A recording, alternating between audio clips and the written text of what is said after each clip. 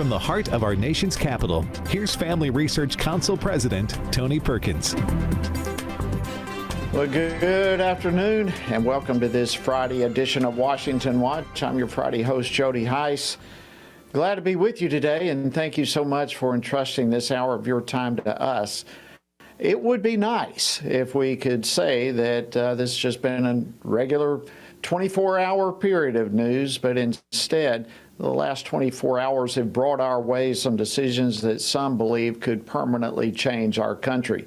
I'm sure you've heard it by now. The Trump verdict is in. Everyday jurors vowed to make a decision based on the evidence and the law, and the evidence and the law alone.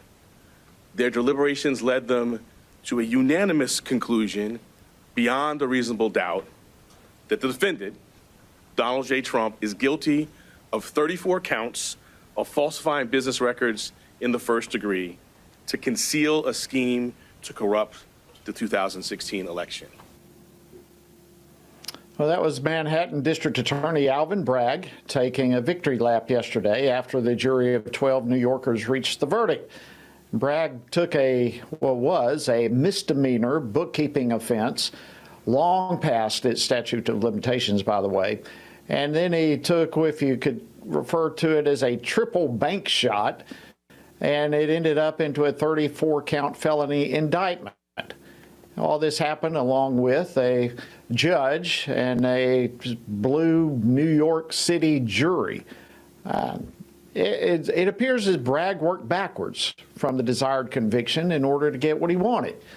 So what can we make of this unprecedented weaponization of the legal system going after a political opponent? Well, here in just a few moments, Josh Hammer, who's a senior counsel at the Article 3 Project, will join me, and we'll be talking about that. And how are Republicans on Capitol Hill reacting now that the Democrats have used a political trial to convict the leader of the opposing party?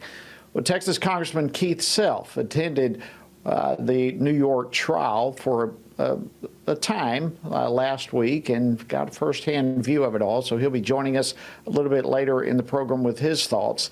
And as a member of the House Foreign Affairs Committee for 25 years, or 25 years of military service, and now a member of the Foreign Affairs Committee, Congressman Self is going to help talk and give us an explanation about the Gaza pier fiasco that's now taking place.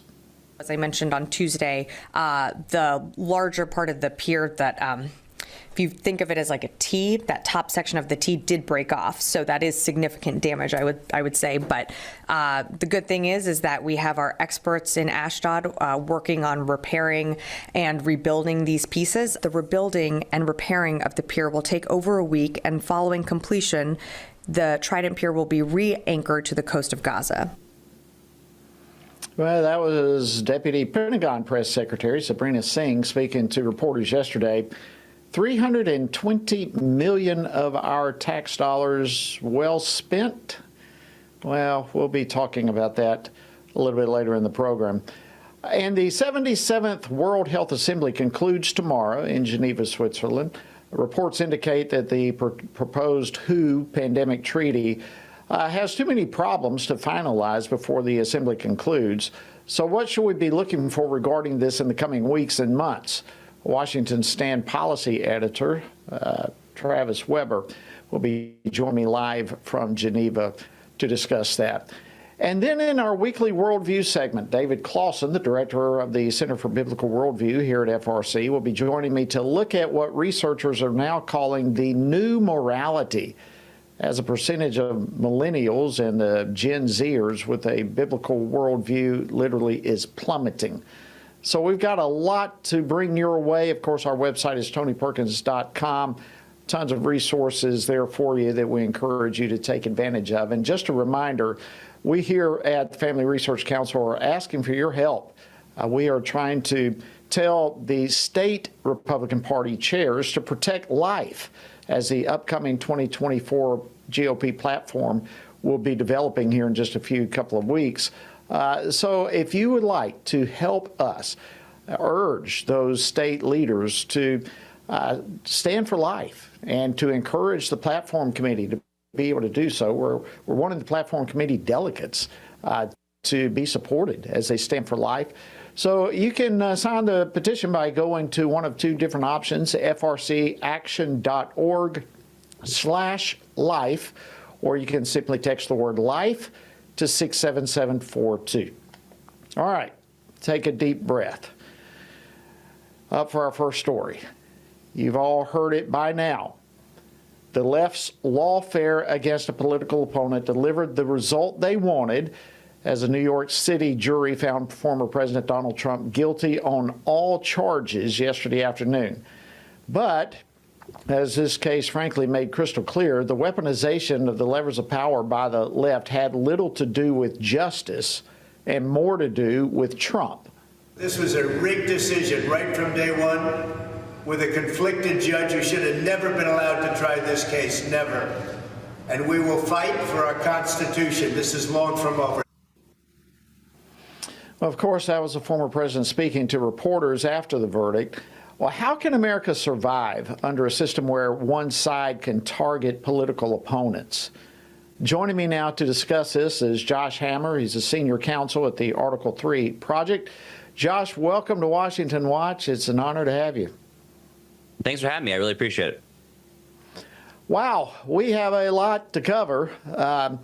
As you know, even as we may have seen this coming, the results still feel shocking when it actually happens. Tell us your reaction. Yeah, I would echo that on both sides. So many people saw this coming. You know, personally, I thought that a hung jury was slightly likelier than a conviction, but I thought it was basically neck and neck. I thought that there maybe one of the two lawyers in the jury pool, two of the jurors were actually lawyers. I thought maybe one of them might start asking some very basic rudimentary questions here, such as what is the actual predicate offense? You know, Jody, as you mentioned in your opening monologue, this was a 34-count misdemeanor indictment, but the only way that Alvin Bragg, the Soros-funded prosecutor, purported to get around the statute of limitations issue while simultaneously hiking it from a misdemeanor to a felony, the only way that he was able to accomplish that was by tacking on an in furtherance of additional offense. And we literally never learned what that was until earlier this week. You know, I'm a lawyer by background. I clerked for a federal appeals judge on the U.S. Court of Appeals for the Fifth Circuit. I have never seen anything like this in the entire history of my life, certainly following cases as closely as I have. And it's just shocking. It is really shocking. I mean, insert your adjective of choice. It's horrific. It is repugnant, frankly. And unfortunately, this is just where we are. And, you know, I've heard a lot of chatter over the past 24 hours that say, oh, it's just Donald Trump. They're not actually coming for conservatives, or they're not actually coming for traditionalists, religious people, all the various people that Hillary Clinton infamously referred to as the so-called deplorables back in 2016. Well, I have news for those folks. They actually are coming for all of us. Let's go back as far as the Obama administration. Back when the Obama administration put the prosecutorial apparatus of the Eric Holder-led DOJ on the nuns of the Little Sisters of the Poor, just because they didn't want to get involved in subsidizing abortifacients as part of Obamacare. The left has been doing this nakedly out in the open for a very long time now.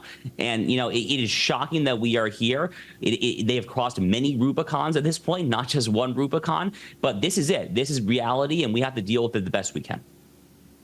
Yeah, and what's the crime? I mean, do we really know what the crime is that supposedly was committed? No, we really don't. So what happened was, I host two shows, one of which is called America on Trial with Josh Hammer. It's a daily legal show. So I follow the legal stuff very closely. You know, I learned, as I'm sure the rest of the world learned, what Alvin Bragg's theory of the case was when the jury instructions came out earlier this week around Tuesday or so. And, you know, even the jury instructions were outrageously convoluted. It apparently took Judge Merchan in that courtroom 1 hour to actually read the jury instructions to the 12 jurors. Jody, how the heck can a juror possibly be expected to understand the law and then try to apply the law to the facts of a case if it takes an hour for the judge to even read the jury instructions? Like I said, I'm a lawyer. I probably wouldn't even know what to do if I heard jury instructions that lasted 1 hour.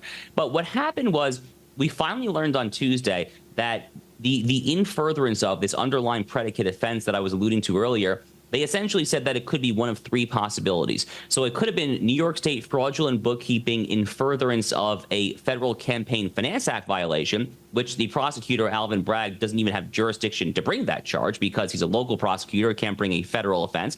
The second alleged in furtherance of unlawful means was a federal tax violation.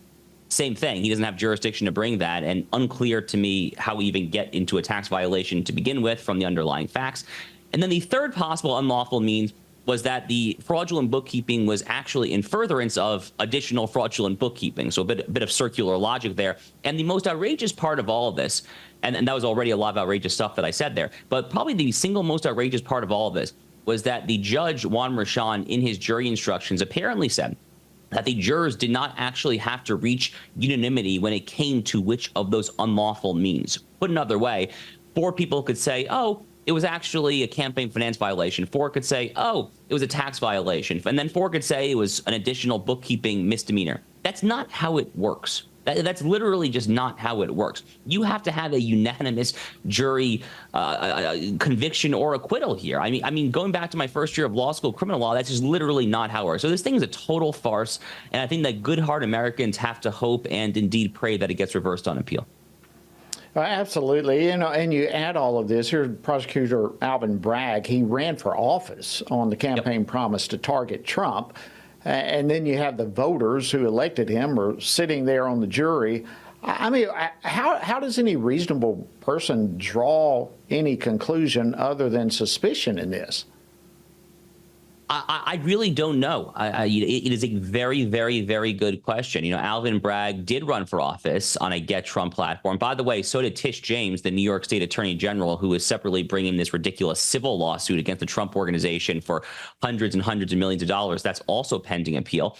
You know, there's an obscure constitutional provision in Article 1 called Bill of Attainders. You know, the Founding Fathers banned what was known as Bills of Attainder. And Bills of Attainder, back in English common law, it was actually a practice abused by the monarch more so than the British Parliament. A Bill of Attainder was you wouldn't actually proscribe, prohibit, mandate a certain conduct neutrally for the whole subject, the whole citizenry. What you would actually do is you would name an individual who would be brought before the Star Chamber or some other tribunal and then pay for his alleged sins. This is very much kind of the Stalinist mantra from the 1930s of show me the man and I will find you the crime. Well, the Founding Fathers were prescient enough that they literally put into Article 1 of the Constitution a ban on Bills of Attainder. But this is a Bill of Attainder prosecution because of what Alvin Bragg did on the campaign trail in New York State. As you just said, he literally ran throughout the entire Empire State saying, oh, elect me because I will not back down from filing however many lawsuits against Donald Trump that it takes. It is an absolute outrage. And you know what the great irony is that I saw someone on Twitter say earlier today? The great irony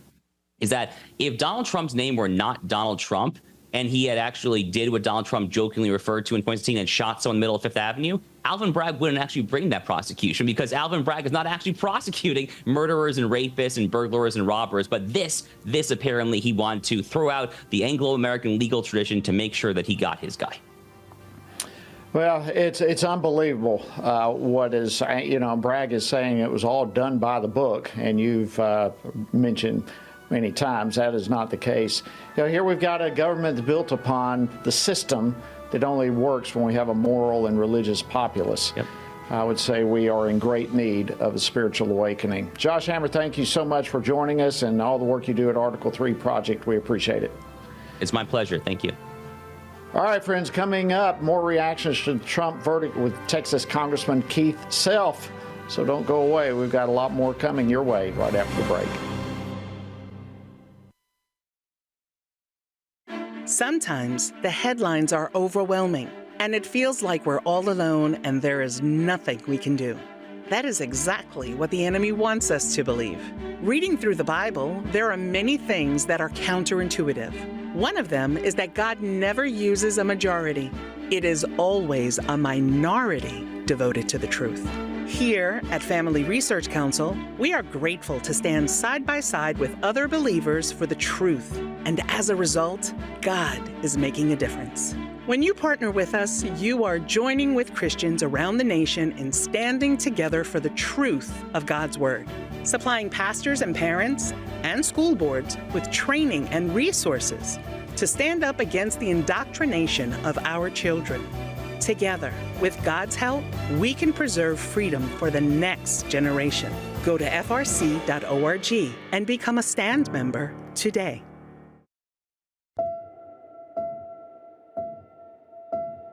All of us are born with the desire to find truth and meaning. Where did I come from? What happens when I die?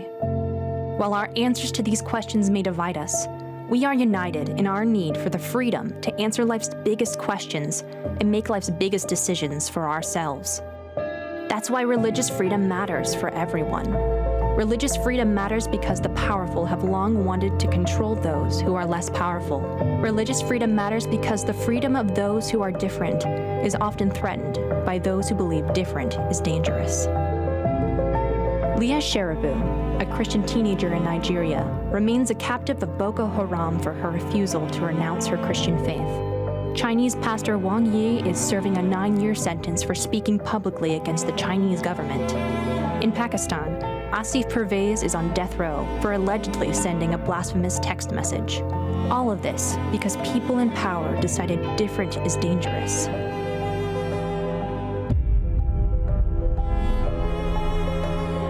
At the Center for Religious Liberty at Family Research Council, we promote religious freedom for everyone because the only alternative is religious freedom for no one. We encourage Americans and the American government to engage and advocate for the persecuted, and they do. We work every day to bring good news to the afflicted, to proclaim liberty to captives and freedom to prisoners. We do it because that's what Jesus does. We work to give freedom to others because we ourselves have been set free.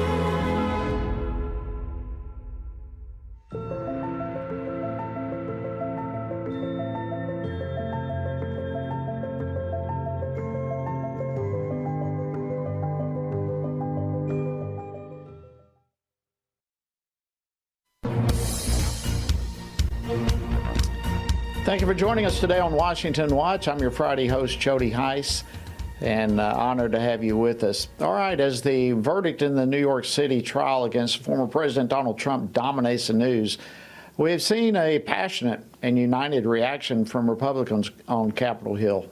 This is what you expect in a third world country, a banana republic, not the United States, the premier legal system in the world that's been, the model and the envy of everybody for so long.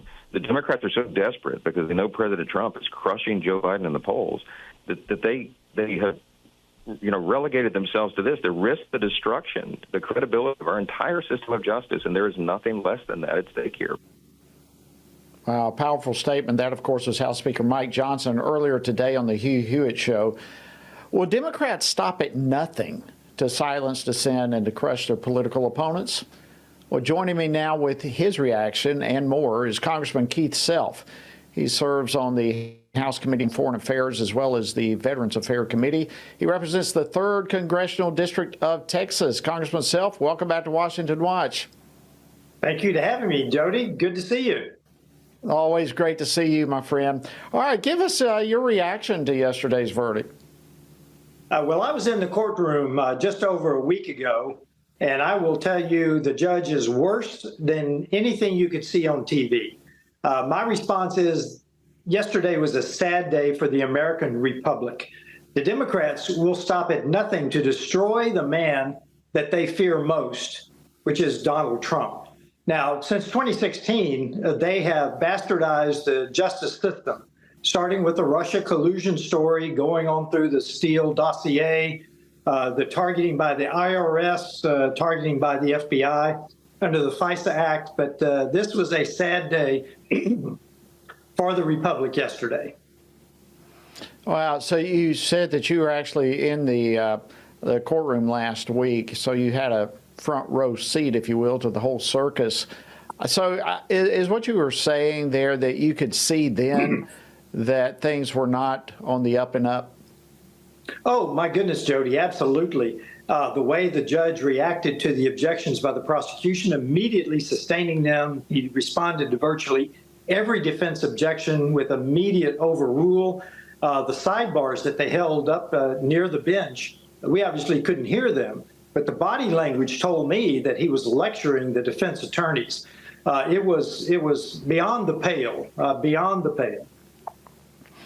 Well, I wish we could talk all night on this, but there's so much other stuff in the news, and some of it, to be very honest, is kind of going under the radar because the dominant news is, of course, the Trump verdict. But if we can switch topics to Israel, Congressman, the Biden administration has now suspended operations on the Gazan pier.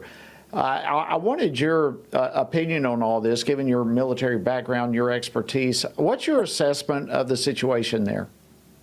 We probably should have just taken those $320 million and thrown them into the sea, Jody.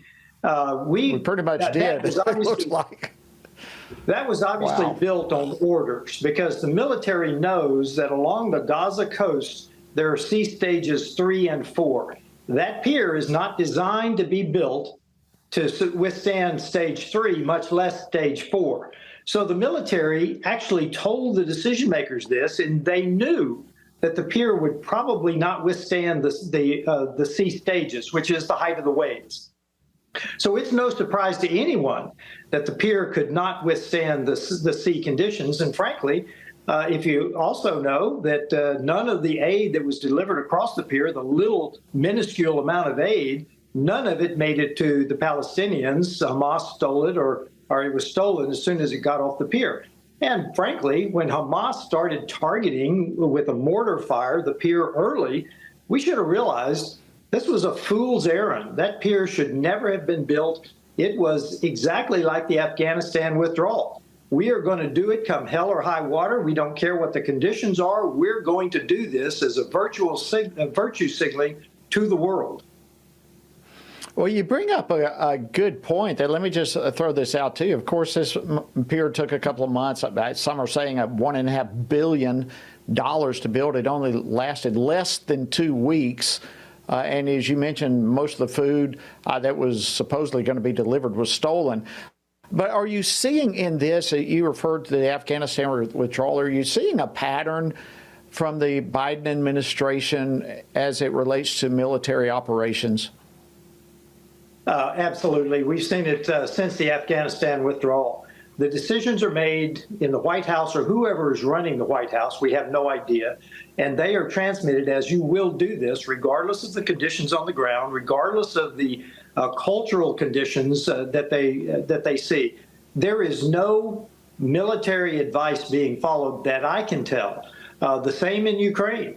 I mean, they there for a while gave Ukraine the weapons just enough not to lose, not enough to win. So there is no military analysis being done that I can tell in any of their decisions.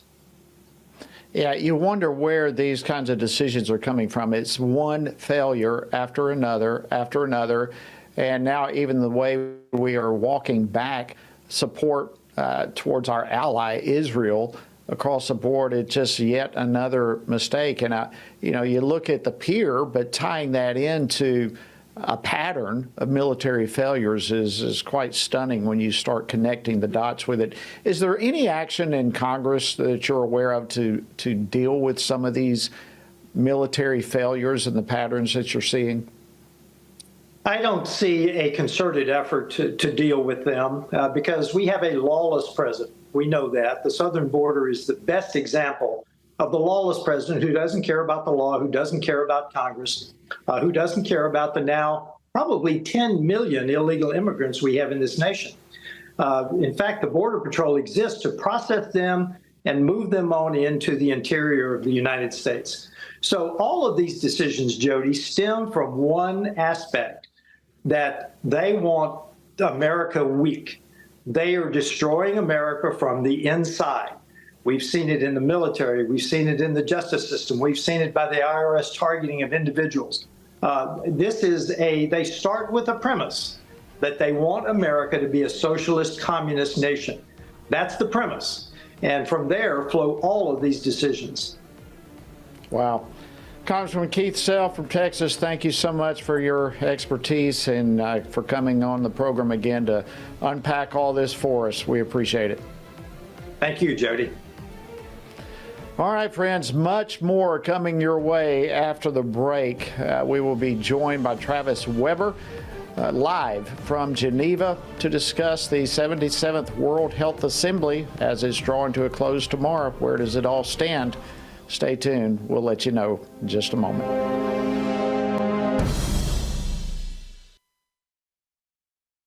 Everything we do begins as an idea.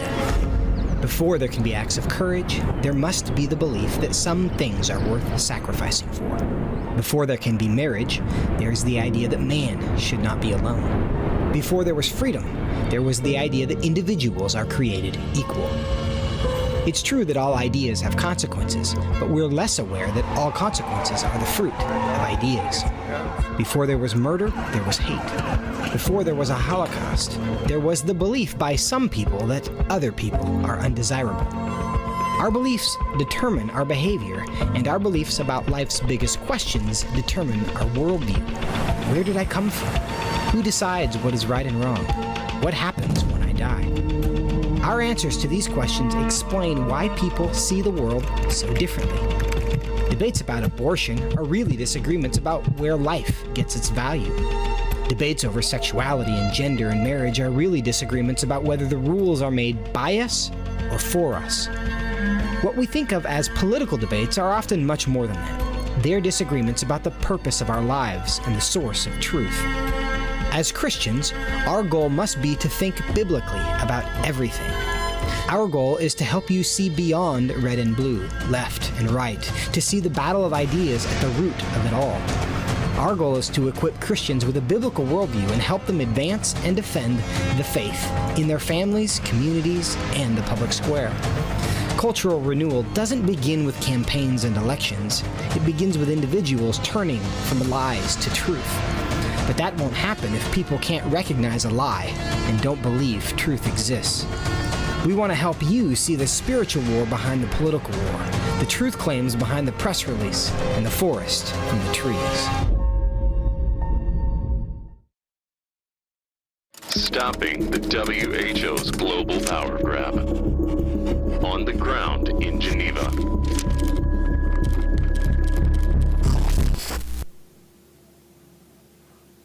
And welcome back to Washington Watch. I'm your Friday host, Jody Heiss, and welcome aboard.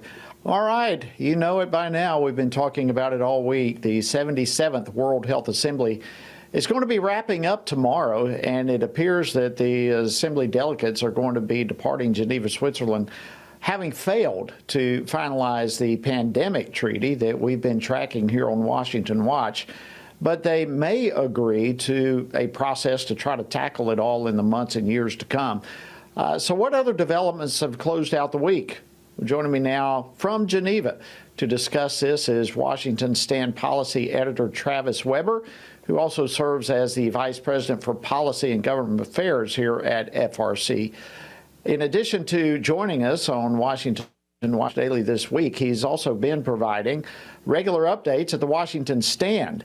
And so if you'd like to catch up on some of that, some reports, photos, and other media from Travis, you can do so by texting the word WHO to 67742, 67742. All right, Travis, good to see you again.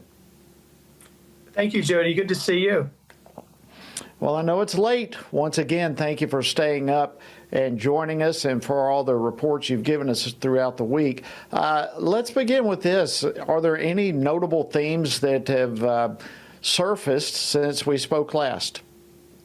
Yeah, so the big thing that has kind of shifted here is that the drafting group, which is a group of WHO member states that's been tasked with trying to find a way ahead on the IHR amendments and the pandemic accord, they've been in a room for the past 2 days discussing this with one another, negotiating, talking about it, sitting across the table from each other with microphones and probably translation, figuring out what they need to do to try to come to some agreement.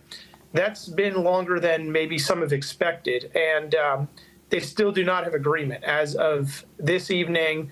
And we're going into the last day tomorrow, and this whole assembly has to be wrapped up by 2 p.m. Geneva time tomorrow. And so they don't have much time. And there are still some points of disagreement, even in their briefing this evening. and reporting on how that was going. They said there were 2 sticky issues that were still outstanding. And we know the issues that were outstanding, which were the definition of a pandemic emergency, who's going to fund this, the sharing of resources, and technology transfer. And so presumably those are still at issue. And we're going to be watching to see what they come out with tomorrow morning, as anything they come out with would have to be passed through the committee that it's given to, and then the full assembly. So we'll have to see what happens, but still no agreement on the amendments to the international health regulations here. And as you noted, the pandemic treaty is going to be moved down the road months or years, almost certainly. Yeah, so with the clock ticking as it is, it would seem to me that even if they were to come to some sort of internal agreement throughout the night, that for it to go through the committee and then for the delegates who would have to read for the first time what the agreement is, and they've got to have time to sort through it. What would this mean for their individual countries and so forth? It seems, at least from my perspective, sitting on the outside, highly unlikely that they're going to make it before the finish line. Yeah, I think that's fair, and I don't think it's proper to try to force country delegates to digest the terms that are changing once again in a time span of minutes or hours before they have to pack up and leave. And so this has been a concern going back months, if not years, and it's the basis of some commentary about the whole situation here. That being, you need to let enough notice, per the WHO's rules and the international health regulations, 4 months notice of any amendment. And so they have they've failed to give enough notice on any changes, even according to their own rules. But it paints a really a lack of propriety in terms of proper notice, consideration given, and certainly everyone's tired at this point. And they shouldn't be trying to rush these things through. And I don't, countries really, should be realizing that the poor circumstances under which they're operating and trying to digest this at this point. I mean, you have to understand what you're getting into. And I think we're in crunch time, and it's really difficult to do that.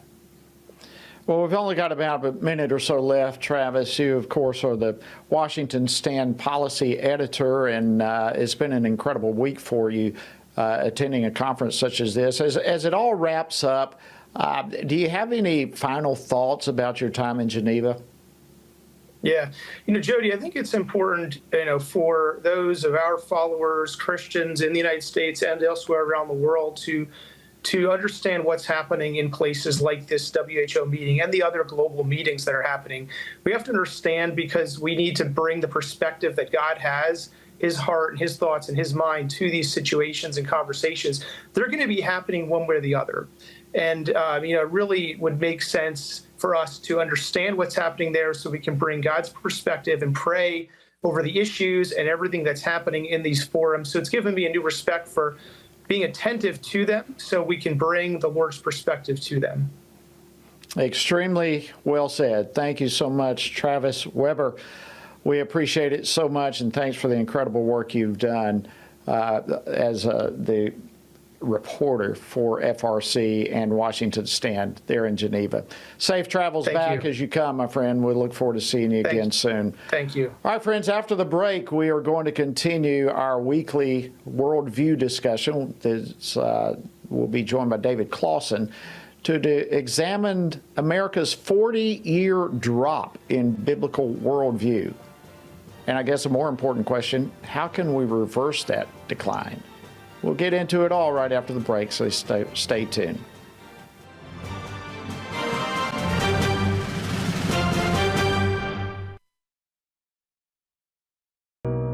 America was a bright light until the culture gave into darkness. But we won't. We're in a battle for the soul of our nation, between right and wrong, between truth and lies. At a time when the mainstream media is blocking Americans from truth, millions are searching for a source of trustworthy news that shines a light in the darkness. At this time of great need, FRC is lighting the way forward. For 40 years, Family Research Council and its partners have stood together to advance and defend biblical truth in government and culture. Between our flagship broadcast program, Washington Watch with Tony Perkins, to our news outlet, The Washington Stand, FRC is providing believers across the country with news they can trust from a biblical worldview.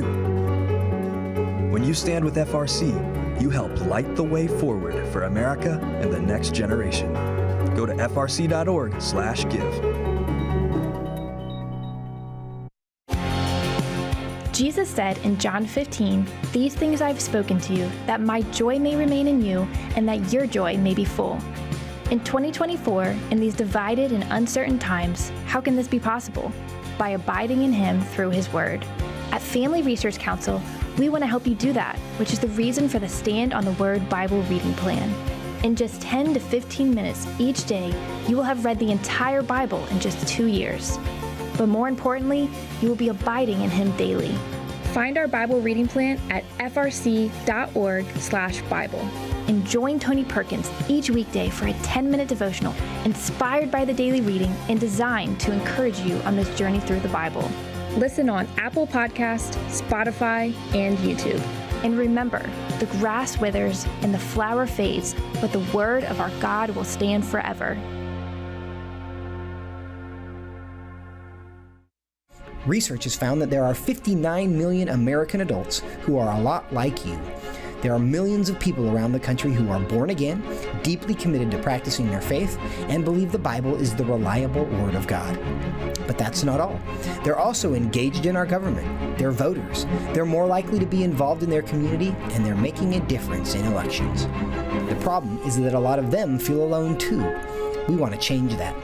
FRC wants to connect these 59 million Americans to speak the truth together, no matter the cost.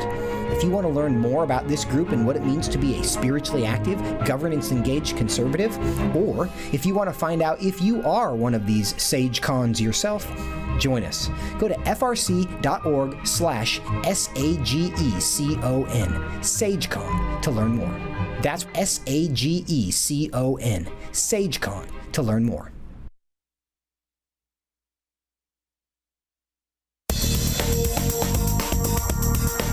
Welcome back to Washington Watch. I'm your Friday host, Jody Heiss, and an honor to have you with us today. Before we get into this last segment, I just want to make a statement to bring to your awareness something that you may not know. Obviously, this is a critical time for our nation, and as a result, it is absolutely essential that we have principled and courageous leaders in Congress, that we have principled individuals in our judicial branch, as well as our executive branch, and of course, as I mentioned, in Congress, the legislative branch. And I'm reminded by what James Madison said. As you well know, we're all familiar with this quote, where he said that our Constitution was written for a moral and religious people. It's totally inadequate for the government of any other. We are proving today as a country, the last part of his statement, we are proving the fact that absent religion and morality, our system of government doesn't work. We watched the events that have taken place this past week, and we're seeing our judicial branch turned upside down. We're watching the blinders come off Lady Liberty, and we're left scratching our heads saying, what in the world is going on? And that's just a small part of the numerous problems that we're facing in this country.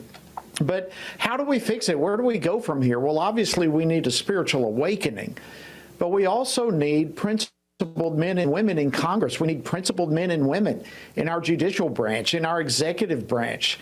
It's critically important that policies that are biblically founded return to our country. Many of you may not know this. FRC Action has a super PAC.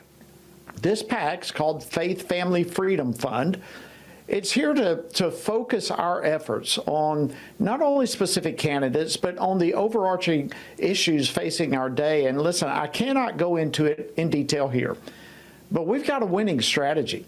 And a super PAC enables you, an individual or a corporation even, to give unlimited funds Many of you don't want to give your money to the big organizations out there, the big super PACs, the ones that you hear from on your emails day after day after day, but you trust FRC Action. And I can tell you, you can trust Faith Family Freedom Fund. And I just want to let you know, first of all, that we have this PAC. And secondly, we would be honored to have your support. I want to encourage you to go check out the website, learn more, and see how you may want to get involved. The website is faithfamilyfreedom.org. That's faithfamilyfreedom.org. And thank you in advance for coming on board and helping us now more than ever. All right, let's shift gears. For generations now, just to highlight even what I was just talking about, we have witnessed a consistent decline in the acceptance of biblical principles by the American population. This is not a problem just in politics. It's a problem across our entire culture. In fact, from the time of the boomers to the current Gen Z era, catch this, the number of adults holding a biblical worldview has plummeted from 12% to now just 4%. From 12% to 4% in our country holding a biblical worldview. And based on studies of current teenagers, we can probably expect that to drop another 2% in the next 15 years or so. So unless we see dramatic spiritual renewal, we've got some major problems. And so we want to enter into this last segment today asking about just how stark of an issue are we dealing with, and how can we pray and work to see God bring a spiritual revival for all generations. And joining me now to discuss this is David Clausen. He's the director of the Center for Biblical Worldview here at the Family Research Council. David, welcome back to Washington Watch. Always great to have you. Hey, thanks for having me again, Jody. Great to be with you. All right, let's jump into this. This is startling information. In fact, FRC Senior Fellow George Barna has described what we're talking about now as the new morality. If you can, David, walk us through what this entails. What does the new morality look like? Yeah, and I think, Jody, that's an appropriate way to put it, that there really is a new morality that is guiding the American public. And I think what we can trace this to is that there has been a tectonic shift in the animating worldview that drives American adults.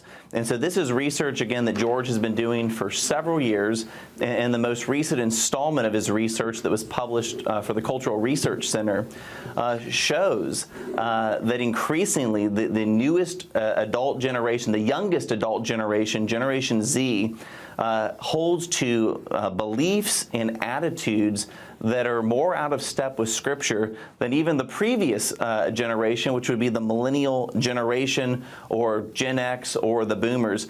Jody, I pulled 3 stats that I thought were particularly interesting because I think these shifts in worldview, they obviously eventually affect culture, which will affect policy and politics.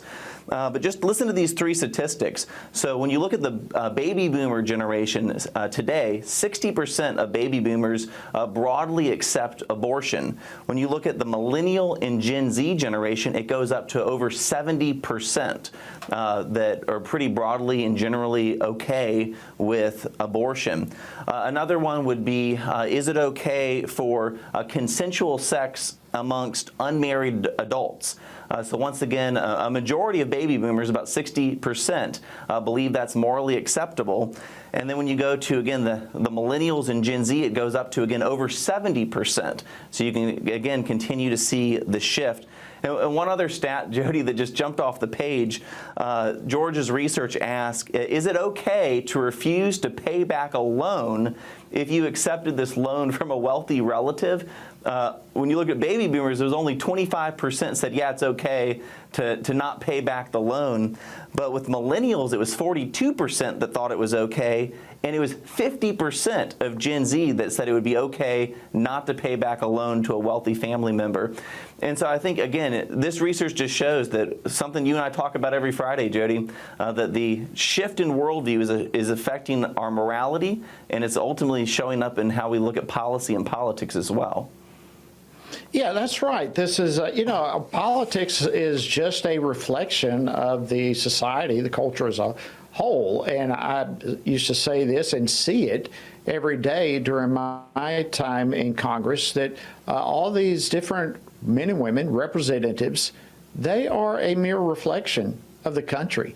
And you look at the way that they act, the way they vote, the things they say, the things they do, the backstabbing, the this, that, and the other, and you understand this is just a reflection of our country. They literally represent every single district across the country. So as we look at this, David, it seems like in every category, there's a decline, if you will, in biblical worldview.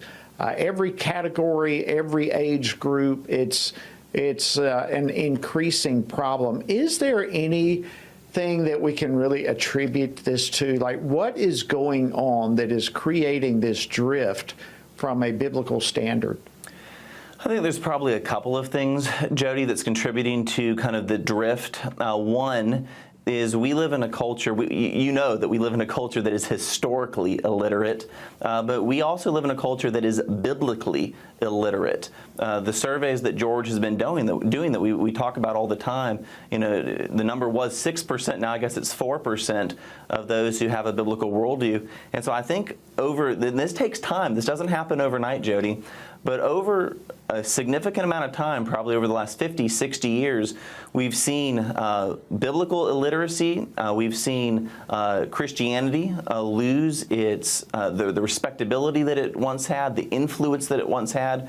We've seen that previous adult generations have really dropped the ball when it comes to discipleship and catechizing their children. One other stat, Jody, that I'll mention from the research that really stood out to me was one of the questions that was asked, is it okay to engage in behavior so long as it feels right and doesn't harm anybody?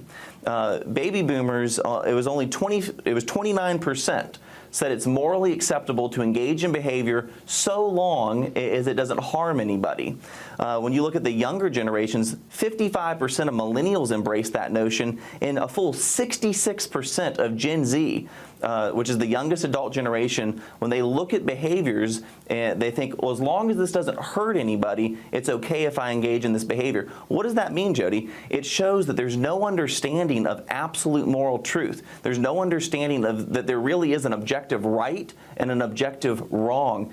And to me, that speaks to a fact that we have not done a good job of discipling people, especially in our churches.